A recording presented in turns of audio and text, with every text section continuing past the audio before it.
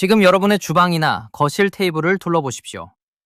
오늘 배달앱으로 시킨 3만원짜리 족발 세트나 프랜차이즈 치킨, 혹은 주말에 온 가족이 외식하러 가는 갈비 무한 리필집의 불판 위에 놓인 고기 말입니다. 씹을 때마다 고깃결이 다 따로 놀고 육즙 대신 기름기 섞인 물이 흘러내리거나 양념 맛에 덮여 잡내를 겨우 가리고 있다는 느낌을 받은 적 없으십니까? 우리는 물가가 올라서 혹은 유통구조가 복잡해져서 품질이 예전만 못한 거라고 스스로를 위안하곤 합니다. 하지만 여러분이 돈을 지불하며 먹는 프랜차이즈 외식 메뉴와 대형마트의 포장 육류 중 상당수는 단순한 물가 상승의 피해자가 아닙니다. 철저하게 계산된 원가 절감의 결과물이며, 기업들이 회계장부의 이익률을 방어하기 위해 소비자의 입맛과 건강을 담보로 벌인 거대한 실험의 흔적입니다. 오늘 영상에서는 유명 프랜차이즈와 대형 매장에서 사 먹었던 식품 브랜드들의 원가 절감 꼼수와 눈속임의 실체를 적나라하게 파헤쳐드리겠습니다. 이 영상을 끝까지 시청하신다면, 첫째, 대형 외식 체인들이 진짜 고기 대신 싼 부위와 분쇄육을 섞어 포장만 꾸며내는지 그 비밀을 알게 됩니다. 둘째, 유명 커피 브랜드와 디저트 업체들이 푼돈을 아끼려 진짜 버터나 우유 대신 어떤 화학 첨가물과 식물성 유지를 끼워 넣었는지 성분표의 진실을 확인하게 됩니다. 셋째, 공정거래위원회와 한국소비자원 같은 공식 기관의 검사 데이터와 공시 자료를 통해 기업들이 숨기려 했던 진짜 숫자를 확인하실 수 있습니다. 마지막으로, 마케팅에 속아 저질 품질의 제값을 치러온 구매자들보다 훨씬 똑똑해질 수 있는 판단 기준을 얻게 될 것입니다. 특히 리스트의 마지막에 등장하는 브랜드는 여러분도 집에 최소 하나쯤 보유하고 있거나 최근 소비했을 가능성이 높은 대기업 제품이므로 끝까지 집중해 주시기 바랍니다. 브랜드 이름을 거론하기에 앞서 식품 산업이 원가를 조작하는 기본 메커니즘을 이해할 필요가 있습니다. 가공육이나 양념육 제품을 만들 때 핵심은 원육의 단가와 수분 함량, 인공 가공 기술입니다. 좋은 고기 제품은 엄선된 원육의 결을 살려 최소한의 양념과 정성 어린 숙성 공정을 거칩니다. 반면 원가를 극한으로 낮춰야 하는 기업의 생산 라인에서는 전혀 다른 마술이 일어납니다. 수입산 저가 냉동육이나 뼈에 붙은 잡육을 긁어 모은 뒤 수분을 강제로 흡수시키는 포스페이트 계열 결착제와 염수를 고압으로 주입합니다. 고기 무게의 20% 이상을 물과 염수로 채워 넣는 인젝션 공법입니다. 이렇게 하면 100g짜리 고기가 순식간에 130g으로 부풀어 오르고 퍽퍽한 저가 부위가 부드러운 육즙을 머금은 것처럼 착각을 일으킵니다. 하지만 이 거짓 육즙은 팬 위에서 구워지는 순간 본색을 드러냅니다. 고기를 구울 때 하얀 거품과 함께 기괴할 정도로 많은 물이 흘러나오는 현상을 경험해 보셨을 겁니다. 그것은 육즙이 아니라 원가를 늘리기 위해 고기 속에 강제로 쑤셔 넣은 첨가물 섞인 염수입니다. 물로 부풀린 고기는 풍미가 없기 때문에 기업들은 L글루탐산 나트륨과 합성향료, 엄청난 양의 설탕과 나트륨을 부어 소비자 혀의 감각을 마비시킵니다. 가공 유제품이나 디저트류도 다르지 않습니다. 진짜 원유에서 추출한 우유 버터나 동물성 생크림은 비쌉니다. 그래서 겉으로는 고급 버터 풍미라는 화려한 문구를 내걸면서 성분표에는 팜유나 대두유로 만든 가공 유지와 가공 버터, 식물성 크림을 슬그머니 채워 넣습니다. 정직한 카카오 버터 대신 팜유를 가득 넣은 가짜 초콜릿을 프리미엄 디저트로 포장해 파는 것과 같은 꼼수입니다. 이러한 행태는 실수가 아니라 회계부서와 마케팅팀이 머리를 맞대고 계산해낸 상업적 결과물입니다. 원가 수십 원을 아끼려 성분을 바꾸고 포장지의 글씨 크기를 법적 최저 기준까지 줄이며 수억 원의 마케팅비를 들여 고급스러운 이미지를 광고로 도배합니다.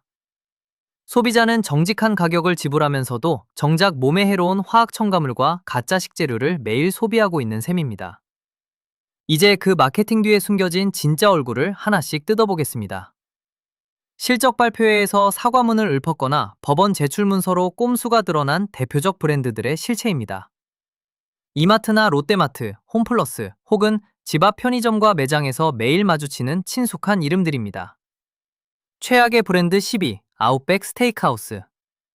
스테이크 전문점이 자사 스테이크를 다시 훌륭하게 만들기 위해 별도의 거액 예산을 편성했습니다. 모회사인 블루민 브랜즈가 투자자들에게 제출한 공식 실적 발표 자료에 적어 넣은 내용입니다.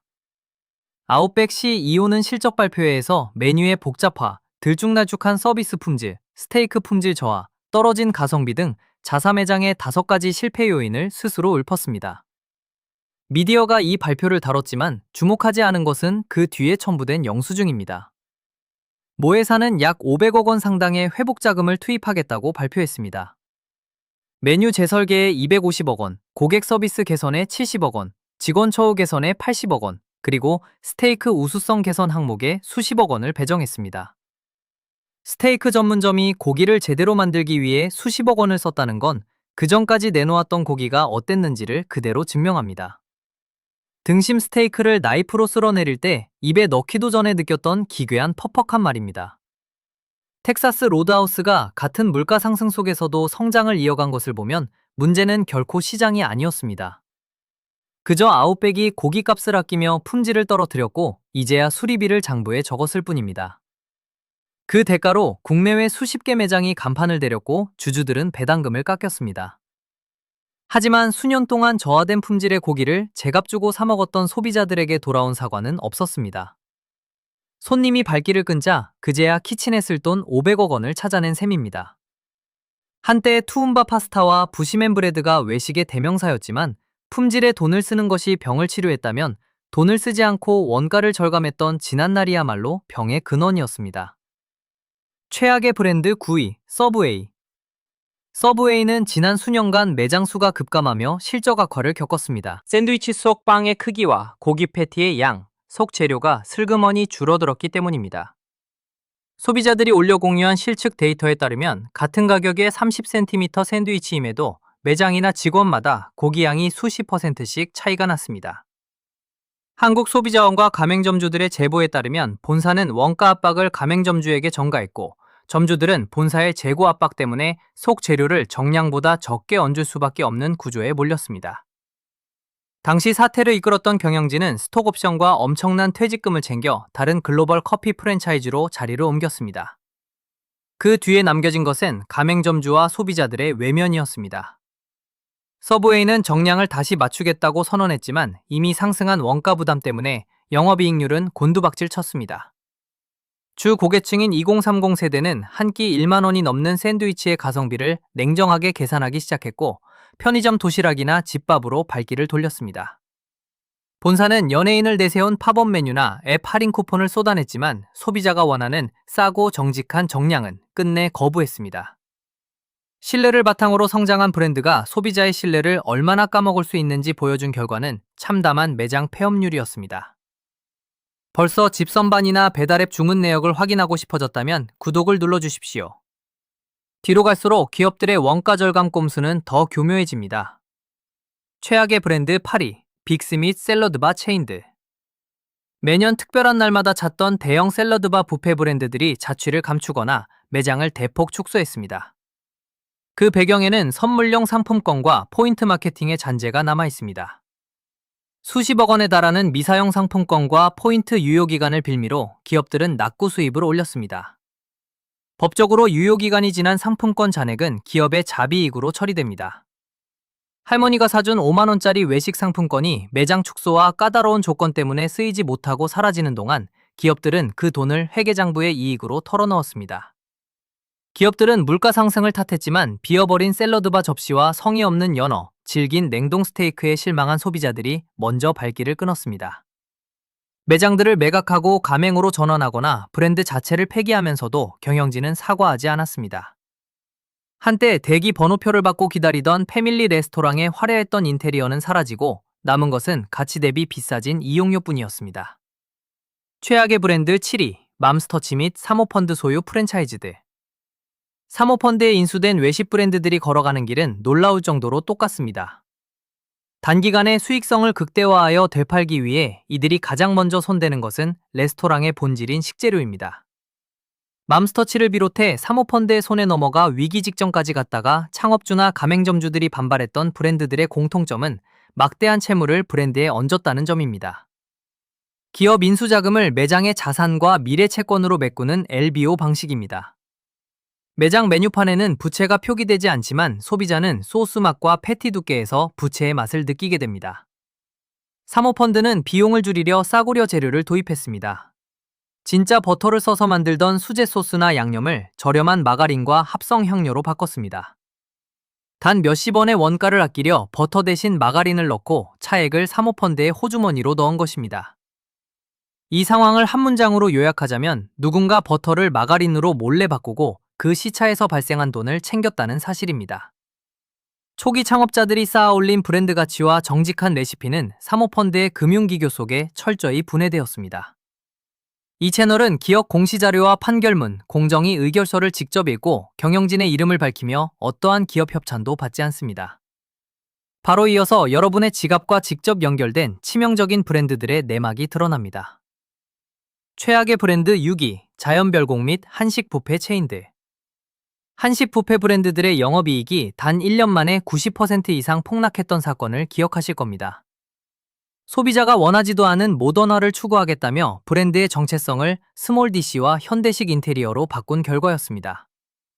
수십 년간 입구에서 맞이해주던 항아리 장식과 정갈한 한상 차림 메뉴를 없애고 차가운 인테리어로 바꾸자 기존 주 고객층이었던 중장년층과 가족 단위 손님들이 발길을 끊었습니다. 매출은 곤두박질 쳤고 영업이익률은 바닥을 쳤습니다. 경영진은 고객 트렌드가 변했다고 변명했지만 정작 매장을 찾은 손님들이 원했던 것은 변함없는 불고기와 따뜻한 가마솥밥, 정직한 나물 반찬이었습니다. 컨설팅 회사에 수억 원을 들여 미래 전략을 짜냈지만 결국 회사를 살아남게 만든 것은 과거 대표 메뉴인 숯불고기와 시골 된장찌개 세트를 다시 들여오는 것이었습니다. 수백억 원을 들여 현대화를 추진했다가 결국 전통 한상 차림으로 사과하며 복귀한 것입니다.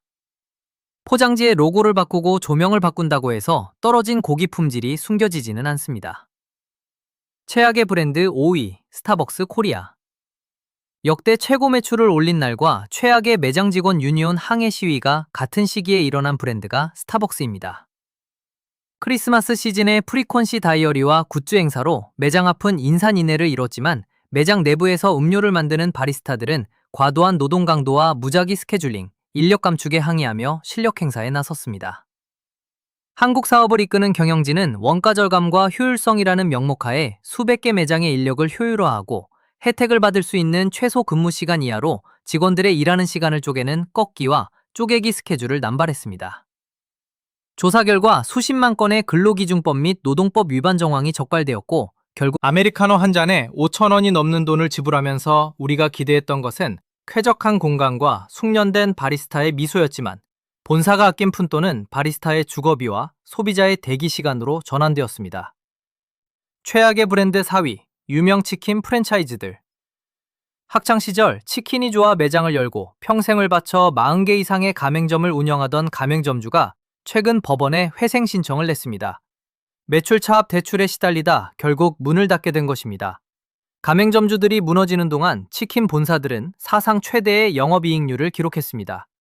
본사는 닭고기 원가와 기름값, 포장재 가격을 인상하면서 가맹점의 15%에 달하는 로얄티와 필수 품목 구매 비용을 강제했습니다. 여기에 6년에 한 번씩 수천만 원이 드는 매장 리모델링을 강제하고 따르지 않을 경우 가맹계약 해지 통보를 보냈습니다. 점주협의회는 본사가 가맹점주를 사업 파트너가 아닌 현금 자동 인출기 ATM로 취급한다고 서면으로 폭로했습니다. 본사는 무료 배달 쿠폰과 앱 할인 행사를 대대적으로 홍보했지만 할인 금액의 대부분은 가맹점주가 부담해야 했습니다. 닭 한 마리를 튀겨서 본사에 떼어주고 나면 점주에게 남는 것은 골병과 빚더미뿐이었습니다. 치킨 가격이 2만 원, 배달비를 포함해 3만 원에 육박하게 된 진짜 이유는 닭고기 값이 올라서가 아니라 본사가 챙겨가는 과도한 이익률과 부채 비용 때문이었습니다. 최악의 브랜드 3위, 애슐리 퀸즈 및 패밀리 레스토랑. 떨어지는 매출과 고객 이탈을 바로잡는 데 걸린 시간은 단 90일이었습니다. 하지만 본사가 그 선택을 하기까지는 2년이라는 시간이 걸렸습니다. 경쟁사들이 정직한 가격과 구성의 가성비 세트 메뉴를 내놓으며 매출을 올리는 동안 애슐리는 메뉴 가짓수를 줄이고 싸구려 냉동 완제품 비율을 늘리며 8분기 연속 실적 감소를 겪었습니다. 손님들은 메뉴판 사진과 테이블에 나온 접시를 비교하는 사진을 올렸고 메뉴판 사진이 압도적으로 우세했습니다. 실패를 거듭하던 경영진이 결국 백기를 들고 내놓은 해법은 간단했습니다. 제대로 된 메인 요리와 디저트를 갖춘 가성비 스테이크 세트를 기존 가격으로 되돌려 놓는 것이었습니다. 이 평범한 할인 및 정직한 구성 정책을 시행하자마자 매출은 즉시 반등했습니다. 2년 동안 텅 비어있던 매장이 다시 손님들로 채워진 것입니다. 경영진이 2년 동안 물가 탓, 인건비 탓을 하며 고집을 부리는 동안 손님들은 연매장으로 걸어갔을 뿐입니다. 90일 만에 해결될 문제로 2년 동안 고객을 기만했던 셈입니다. 최악의 브랜드 2위, 맥도날드. 맥도날드는 자사 고객들이 옳았음을 스스로 증명하고 그 증명서를 새로 바뀐 메뉴판에 인쇄했습니다. 인터넷에서 논란이 되었던 휴게소의 15,000원짜리 빅맥 세트 영수증을 기억하실 겁니다. 맥도날드의 메뉴 가격은 지난 수년간 전체 소비자 물가 상승률의 2배에 달하는 폭으로 치솟았습니다. 패스트푸드의 대명사였던 브랜드가 가장 빠른 속도로 가격을 올린 뒤 손님이 끊기자 소비자의 수축된 심리를 탓했습니다. 하지만 거센 반발에 직면하자 맥도날드는 급하게 런치 할인 세트를 부활시키고 3,000원대 가성비 버거와 저렴한 아침 메뉴 플랫폼을 다시 도입했습니다. 결과는 즉각적이었습니다. 매출은 즉시 반등했고 경영진은 언론에 가성비는 맥도날드의 DNA라는 말을 아무렇지도 않게 내뱉었습니다. DNA는 5년 동안 휴가를 떠나지 않습니다. 휴가를 떠났던 것은 기업의 정직함이었습니다. 가격을 낮추자 손님이 돌아왔다는 사실은 그동안의 가격 인상이 원자재나 인건비 때문이 아니라 소비자가 어디까지 참아주는지 테스트했던 거대한 실시간 실험이었음을 스스로 자백한 것입니다. 최악의 브랜드 1위, 레드롭스터 및 대형 수산물 프랜차이즈. 이 리스트의 가장 어두운 단면을 보여주는 곳입니다. 대형 수산물 체인 브랜드들이 채권단에 의해 소송을 당하고 법정에 서게 된 배경에는 주주와 공급업체의 충격적인 상호거래가 있었습니다. 대형 수산물 유통 대기업이 프랜차이즈 체인의 최대 주주가 되는 동시에 독점 수산물 공급업체로 들어앉았습니다. 이 대기업은 자사 매장에 설치된 임원을 통해 다른 저렴한 경쟁 공급업체의 납품을 강제로 차단하고 자사의 수산물을 시가보다 높은 가격으로 체인점에 강매했습니다. 심지어 매장 직원들의 반대에도 불구하고 무제한 새우 리필 행사를 강행하여 매장이 손실을 입는 구조 속에서도 자사의 새우 재고를 비싼 값에 전량 처분했습니다. 매장은 6개월 만에 현금이 바닥나고 파산 신청을 했지만 공급업체인 대기업은 수백억 원의 매출을 올렸습니다. 채권단은 이 프로모션을 일종의 의도된 고의사고로 규정하고 수천억 원대 소송을 제기했습니다. 매장을 찾아 바삭한 빵과 새우를 사 먹었던 손님들과 매장 직원들은 대기업이 자사 재고를 털어내기 위해 벌인 거대한 기획 파산의 담보로 이용되었을 뿐입니다. 자, 지금부터가 여기까지 본 보람이 있는 부분입니다. 앞서 기업들의 편법과 꼼수를 보면서 고구마를 먹은 것처럼 답답하셨을 겁니다. 매일 사 먹던 것들이 사실은 팜유 덩어리의 원가 절감의 결정체였다니 분통이 터질 만도 합니다. 하지만 분노에서 그치면 바뀌는 것은 없습니다. 이제 우리는 똑똑한 소비자가 되어 진짜 가치 있는 곳에 정당한 돈을 지불해야 합니다. 시장에는 모두가 원가를 절감하려고 혈안이 되어 있을 때 고집스러울 정도로 정직한 원재료와 철학을 유지하며 제값을 하는 정직한 브랜드들이 존재합니다. 지금부터 이마트, 롯데마트, 홈플러스, 코스트코는 물론 편의점에서도 쉽게 구할 수 있는 지갑을 열어도 아깝지 않은 진짜 좋은 브랜드들, 천원대라는 가성비를 자랑하면서도 포장지만 화려하게 꾸미고 속은 식물성 가공 유지로 채운 대기업의 4,000원짜리 프리미엄 과자들보다 훨씬 깔끔한 맛을 냅니다. 입안에 넣었을 때 겉도는 가짜 기름 맛이 아니라 고소하게 녹아내리는 진짜 풍미를 선사합니다. 1회 제공량으로 환산하면 단돈 몇백 원 수준으로 부담 없이 즐길 수 있는 대중적 대안입니다. 두 번째는 한돈 인증을 받은 동원 리챔 더블라이트 및 모구촌 뚝심 제품들입니다. 깡통햄 시장에서 많은 대기업들이 원가를 절감하기 위해 수입산 냉동 돼지고기와 닭고기를 섞어 넣거나 나트륨과 인산염을 채워 넣을 때 모구촌은 100% 국내산 돼지고기 원육을 고집스럽게 사용합니다. 캔을 뜯어 팬에 구워보면 차이를 즉시 느낄 수 있습니다. 구울 때 나오는 짠물이나 하얀 거품이 현저히 적고 젓가락으로 찔렀을 때 뭉개놓은 듯한 푸석함이 아니라 진짜 고기의 탱글한 결이 살아있습니다. 씹을수록 인공조미료의 짠맛이 아닌 담백하고 고소한 육즙이 배어나옵니다. 100g당 가격을 비교해보면 일반 수입 잡육 섞인 통조림 햄보다 불과 몇백 원 차이밖에 나지 않습니다. 몇백 원의 차이로 첨가물 범벅의 염수 덩어리가 아닌 정직한 한돈 육즙을 맛보게 되는 겁니다. 한국소비자원의 성분 분석에서도 높은 돼지고기 함량과 안정적인 품질 지표를 증명해낸 바 있습니다. 세 번째는 매일 유업 상하 목장 유기농 우유 및 유제품 라인입니다. 편의점이나 대형마트 우유 코너에 가보면 1등급 프리미엄이라는 미사여구가 붙어 있지만 성분표를 보면 원유 함량을 줄이고 환원유나 가공유지를 섞은 가짜 우유들이 수두룩합니다.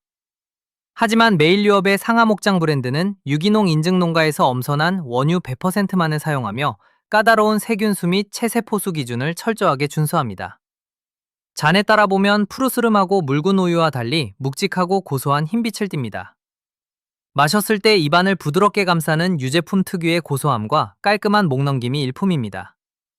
일반 우유보다 리터당 1,000원에서 1,500원 정도 비싸지만 커피 전문점에서 파는 가공유지 섞인 5,000원짜리 라떼보다 이 우유 한 잔이 건강과 입맛에 훨씬 더 가치 있는 투자가 됩니다.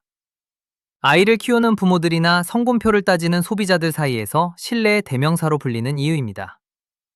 마지막으로 프리미엄한 선택지인 삼진어묵이나 성심당 같은 지역 기반의 정직한 장인 브랜드들과 코스트코에서 판매하는 커클랜드 시그니처 엑스트라 버진 올리브유입니다.